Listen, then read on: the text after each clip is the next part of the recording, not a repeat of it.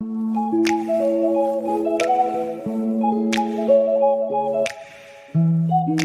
and all right, let's get into it. Okay, so some of the things that I didn't film was us wiping everything down with degreaser, which what we use is TSP to wipe everything down, make sure it's all clean. And then after that, we go into sanding. What I'm sanding with is a 220 grit. I'm not trying to go all the way down to bare wood. I'm just scuffing up the surface pretty good, making sure you get all the edges, sides, corners best that you can, but mainly just the fronts, edges, and the inside there. But we're just going to go through, just see I have no pressure on the sander whatsoever. I'm just letting it do the work and just getting everything nice and buffed out. And then after that, we're going to go into vacuuming it. So we're going to get all the corners, all the edges, make sure we get all the dust out of those little crevices, best that we can.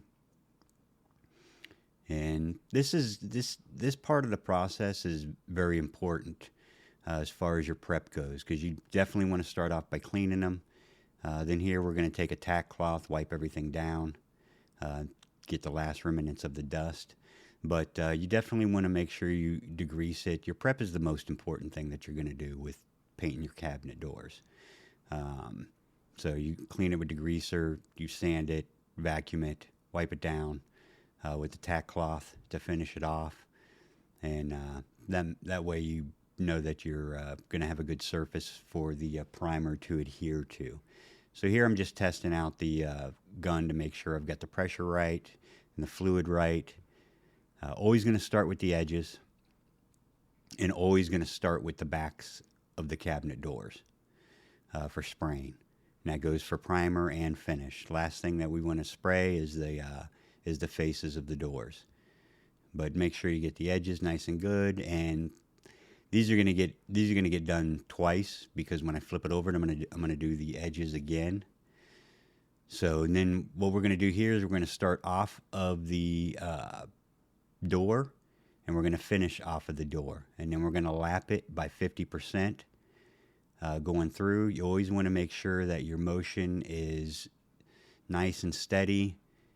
And I typically keep the gun anywhere from 4 to 8 inches away from the surface, depending on how big my fan is. My fan right now is about a 4-inch fan, so it's not real big. I'm just going through and getting that 50% lap, make sure it's all evenly coated. And then with primer, I typically let it sit for about 24 hours. Before I start with the surface of it. That way it has time for the primer to harden up and to adhere to the surface nice and good. You never want to go into anything too soon. So then once that's done, we're going to grab the door, throw it over here onto this rack that I built specifically for cabinet doors. Yeah, I could buy one, but why when I could make one? It's just 2x4s and 2x2s. Took me about 2 hours to build. Not a big deal. Pretty easy. And it comes in handy. So here we're going to go into finish. So we're going to sand everything. Just a buff sand. Make sure we get all the little barbs, little dust particles, anything that settled on the surface. I'm not putting any pressure on it whatsoever. Just flipping it over. Giving a once over on this side as well. Making sure you get all the edges. The side, the center there, and plus it gives the first coat of paint something to adhere to.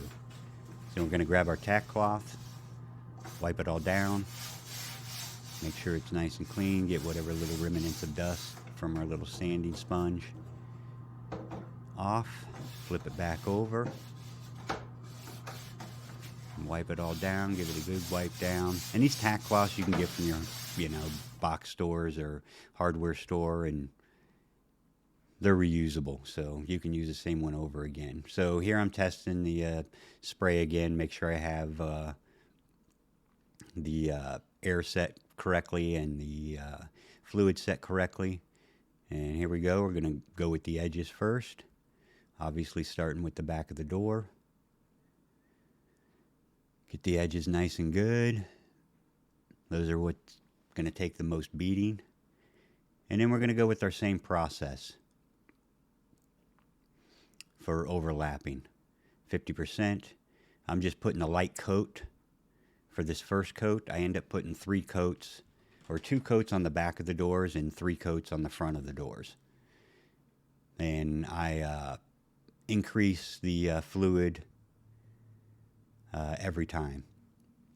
So the primer that we use is from PPG. It's called Seal Gripper, or we will use Extreme Bonding Primer from Sherwin-Williams. But back in 2020, when all that stuff happened, we couldn't get Extreme Bonding Primer. They just had none for like a year. And so I switched over to Seal Gripper, and that stuff is phenomenal. It grips extremely well. It helps hide stains, and it goes on really nice. And the top coat that we use is PPG Ultra Last. Extremely good with being able to use it for covering stains, so stains don't pop through. Because with these, when you're doing a refinish on cabinets, stains are going to pop through. You're going to get some tannins from the wood, from the varnish, from the stain. It's always good to keep a can of either Pro Block or Bullseye 123, a little stain blocker, so you can hit those stains with those puff cans, and then respray if they happen to pop through. So, but with the Ultra Last, it's resistant to yellowing, which is a big deal because a lot of paints that a lot of painters use, it'll look good for about 6 months, and then your cabinets will start turning yellow. Kind of like the old oil finishes did. They eventually turned yellow. So that's something that we're extremely passionate about, to make sure that that does not happen, because I don't want my product to look good for 6 months. I want it to look good for the life of the homeowner owning the home. And it touches up extremely well. The other product that I use is water-based pre-catalyzed epoxy to spray as well. It's in a full spectrum. So you can use that as well. From PPG, it's called Pit Glaze.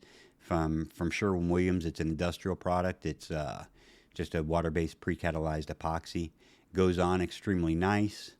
Resistant to yellowing, chemical resistant, so you can clean it with chemicals. And you can as well with the Ultra Last. You can clean it with chemicals, so there's no fear of wiping your cabinets down with some light abrasive cleaner or anything like that. The tip that I use for the gun is a number 5 for latex paint. I'll use a 4 or 5 depending on the thickness of it. For the epoxy, I'll use a 5. Typically for the Ultra Last, I'll use a 4 or a 5, depending on if I throw any Floetrol into it, which is a conditioner. Helps level out any orange peel or anything like that you may get. But typically with an HVLP, you don't get that if you have it set correctly. We're just going through the motions here of our 50% lap going through. If you guys, like I think I mentioned earlier, if you guys have any comments or anything like that, or want me to review any of the sprayers that I use, or sanders, or any of the tools that I use, or products, I'll be more than happy to make a video about that for review. I don't get paid by anybody, so I'll tell you exactly what I do and don't like about, for example, this Cap Spray 105. A lot of things I don't like about it, a lot of things I like about it. But I think that's pretty much with anything that you buy nowadays, is you're going to have to take the good with the bad. But just going through, throwing them on the rack. I mean, this rack's probably the best thing that I've ever built. It makes everything so convenient. I can hold up to about 35 doors, which is nice. Doors and drawers is how I have it set up for. And then we just go through, making sure everything's sprayed nice and evenly. And like I said, 3 coats will go on to the front of these cabinet doors. Sand everything down, wipe it down. and then spray it. But the cap spray is a it's a good sprayer. I've used some others. I've used the Graco. I've used the Fuji. Those all work well. I mean, the sprayer alone is like $1,500. So if you're looking to like a do-it-yourselfer, there's nothing wrong with like the Wagners. They actually spray pretty damn well. That you can get from any of your box stores. I think the price range from $60 to just over $100, and you can use those for do-it-yourself. Grab something like that, because I would always recommend never brushing and rolling your bases or your cabinet doors. Certainly not your cabinet doors. But as far as your bases go, I see a lot of painters that brush and roll the bases, and you're just never going to get the finish that you can with a sprayer. And those Wagner sprayers are super easy to use, super user-friendly, and they work pretty damn well, like I said. So if you're a do-it-yourselfer and don't want to spend a bunch of money on a sprayer, that's the route that I would go. Super inexpensive way to get a really nice finish on your cabinet doors. And that's the thing, is you're always going to get an even finish with spraying. With brushing and rolling, you're never going to get a completely even finish. You're always going to see some sort of brush or roller marks, but here we are with the finished product. After we've installed the doors, got new knobs for it. Beautiful finish. Customer's extremely happy. A beautiful mirror finish all the way through. And I'll do a video of how we prep and everything for the base on another video that's a little bit more extensive. Obviously a lot more prep, but thanks for watching.